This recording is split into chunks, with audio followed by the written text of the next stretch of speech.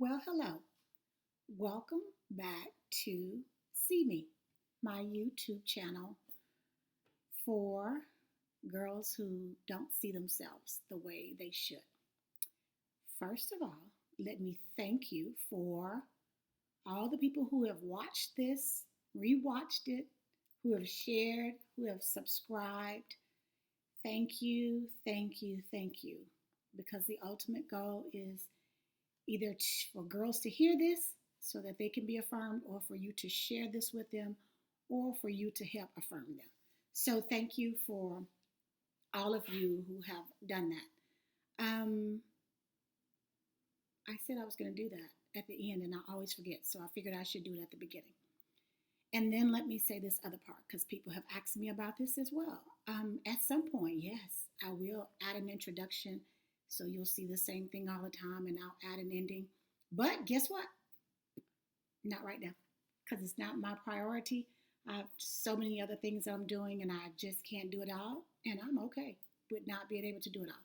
So eventually, at some point, yes, we will get to that. But right now, that's not what is important. So let's talk about homework for just a moment. And how did we do with our homework? Did we finish it? Did we attempt it? Did we start it?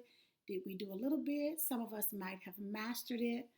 I definitely want you, if you haven't, to do it. Look, and yes, if you're wondering, I did mine.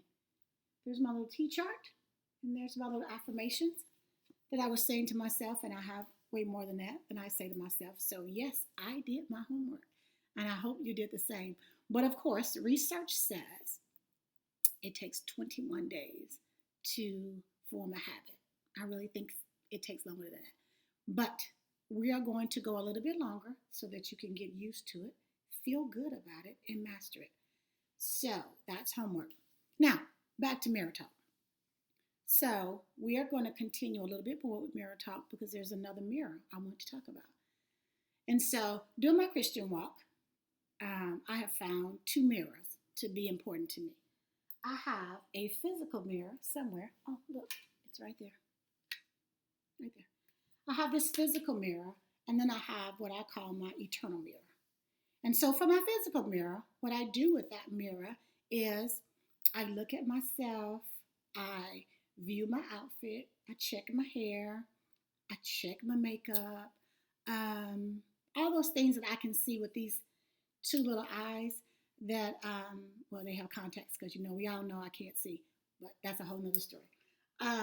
But I use that physical mirror to look at all the physical parts of me. And remember, we're happy with these physical parts. They may not be exactly perfectly the way we want them right now, but we are happy with them anyway. We're happy with where we are right now, and we will move to wherever we're going to move to later. But that physical mirror allows me to kind of see that, the physical parts of me. And they're the parts of me that I feel like if you don't see what I see, then your fault, not mine. You're the one who's missing out, not me. Because I get to see all the greatness. I get to tell myself that I love you. I get to say, you're beautiful. I get to say, I like that outfit on you. So all of those things that I get to say, those things that I want you to be very comfortable with saying also in that physical mirror. And so that's one mirror. Then I have this other mirror that I call my eternal mirror. And you know how in mirrors, you have all these different versions of mirrors. I have a handheld, I have a mirror in my little purse, I have a makeup mirror, I have a floor length mirror. I mean, I have all these different mirrors. Well, guess what? My eternal mirror has all different kinds of versions as well. There's an NIV, there's a KJV, there's an NASB, there's an NLT, there's all kinds.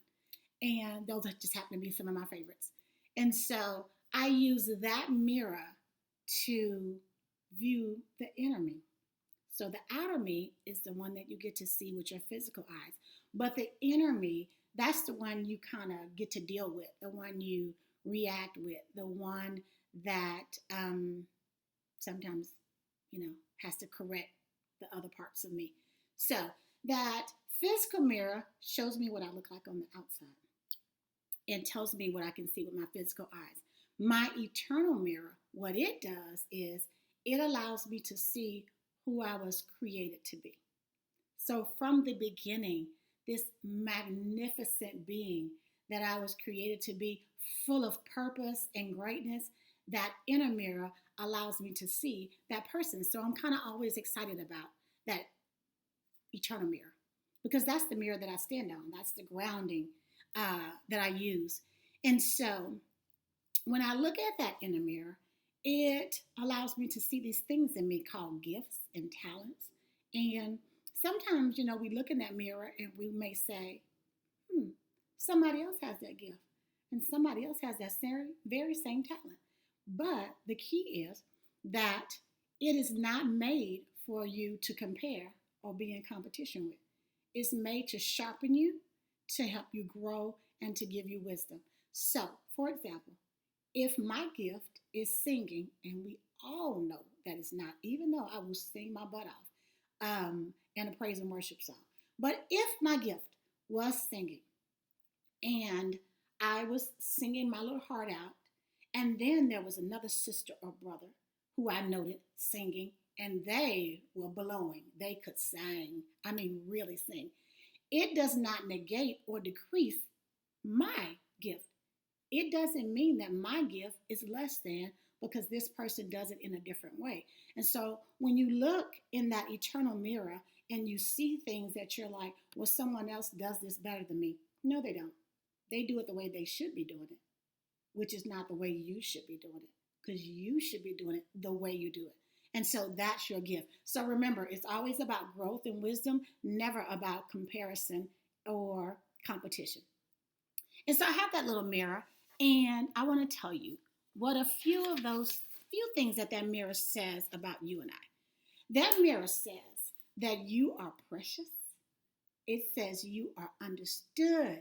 It says you are heir. You are royal. You are chosen. It says you are a treasured possession. You're all together beautiful. It says you're a friend of God. You are fearfully and wonderfully made. It says you have been set apart. It says you are the light of the world. It says you're more than a conqueror. It says you are chosen. It says you are worthy. It says you are purpose. It says you are forgiven. It says you are bold and confident. And it also says you are loved. And so if you're wondering where it says all those wonderful things about you, guess what? I'm going to put all that in the description so you can find all of those wonderful things about you and I in my eternal mirror. And so this eternal mirror, it makes it easy for me to see or say or feel a certain way when I look in the physical mirror. It's because of all these things that the eternal mirror has said about me that makes me able to stand boldly with confidence in front of a physical mirror and say, you are loved, you are beautiful, you are purpose, you have value, and you are worthy. And I say it with the fullest of confidence because of that eternal mirror. Because let me tell you, that eternal mirror is one that can be used by anybody. You can have 20/20 vision, which I do not, but I'm pretty good with these contacts. So you can have 20/20 vision and see yourself in the eternal mirror. And you can be blind and still see yourself in the eternal mirror because it's that magnificent. So this eternal mirror, you know what it does? It breeds a confidence in me that is in the depths of my bones. It goes to the marrow of who I am to remind me of all these great things that my Creator says about me, which means I don't have to listen to what some other created being has said about me. I listen to what the Creator, the one who made me, what that being says about me. And so I have this mirror and it builds this confidence in me and it etches in the in the inside of me. It's like kind of like an artist drawing on a sketch, like sketching something out. That's what this eternal mirror does to me. And so I have this Because what I find out in this eternal mirror is that my Creator, who made me, loves me beyond a length, a height, a depth, and a width, beyond any of that my mind could even comprehend. That's how much I am loved. And so that is why that eternal mirror has so much bearing on what I see when I look in the physical mirror. Because I go back to the manual that the manufacturer who made me, the one who created me with purpose, I go back to that manual to figure out what I need to see when I look in that physical mirror and why I should not have to be concerned about what other people see. So, your eternal mirror, that's the one that comes from a place of love. It's a love that is unlike any other love in your life. It's unconditional. It's eternal. It was there when it formed you with purpose. It has been there every second of your life that you have walked. It is always there in front of you, behind you, on the side of you, under you, over you. It's always there, all around. And so don't allow anything else to help you see who you are. So with that said, let me ask you a few questions. Because I should, and because questions are good for you. So the first question is, why would you let a physical mirror that can be broken, if I drop it, it could be broken and shattered into pieces. Why would you let that mirror make you feel a certain way that is against what your almighty creator has said about you? Or here's another question. Why would you let a created being who was not made to be like you, who was not made to have gifts exactly like yours, who was not made to be in competition with you, who was not made to be a standard by which you determine things about yourself, who was not made to be a comparison for you, why would you let a created being make you feel a certain way about yourself, especially if it does not align with what an omniscient God has said about you? So that's question 2. And then the last question is, although there are situations and circumstances that are very real, the pain is real, the suffering is or was real, but I want you to know, even those things do not determine, do not define, do not make you less than what your Creator has said about you. And so, although you might have suffered some horrible things, or although you might be in a situation right now that's not good for you, I want you to know it does not define you. It does not negate your purpose. It does not decrease how valuable and how worthy you are. And so I want you to consider those questions. That physical mirror can be broken. That created being, those other persons, they were created just like you. And so they can't tell you about you because they did not create you. And that situation you're in does not define you. And so let's go back to these 2 mirrors. That physical mirror, you know what it does? It shows you that thing that I say all the time. It is what it is. Like when I look in it, it is what it is. When I look in that mirror, I can't just make myself have blue eyes.